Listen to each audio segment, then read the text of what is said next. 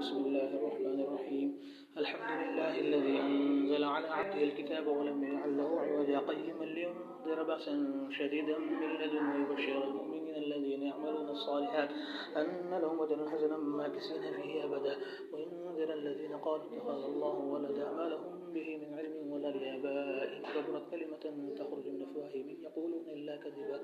فلعلك باخع نفسك على آثارهم إن لم يؤمنوا بهذا الحديث أسفا إنا جعلنا ما على الأرض زينة لها لنبلوهم أيهم أحسن عملا وإنا لجاعلون ما عليها صعيدا جرزا أم حسبت أن أصحاب الكهف والرقم كانوا من آياتنا عجبا إذا والفتية إلى الكهف فقالوا ربنا آتنا من لدنك رحمة وهيئ لنا من أمرنا رشدا فضربنا على آذانهم في الكهف سنين عددا ثم بعثناهم لنعلم أي الحزبين أحصى لما لبثوا أمدا نحن نقص عليك نبأهم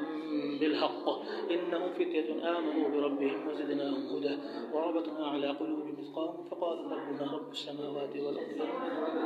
إله لقد كنا إذا شططا هؤلاء قوم اتخذوا من دونه آلهة لولا يأتون عليهم بسلطان بين فمن أظلم ممن افترى على الله كذبا وإذ اعتزلتموهم وما يعبدون إلا الله فأووا إلى الكهف ينشر لكم ربكم من رحمته ويهيئ لكم من أمركم مرفقا وترى الشمس إذا طلعت تزاور عن الكهف ذات اليمين وإذا غربت تقرضهم ذات الشمال وهم في فجوة منه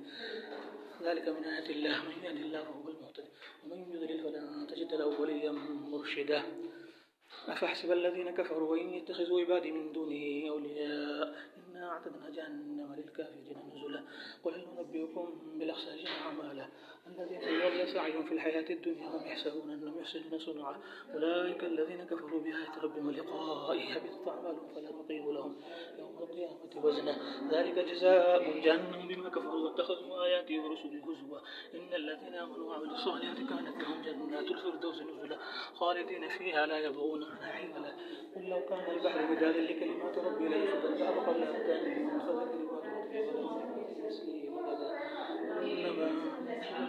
يوحى إلي أنما إلهكم إله واحد فمن كان يرجو لقاء ربه فليعمل عملا صالحا ولا يشرك بعبادة ربه أحدا.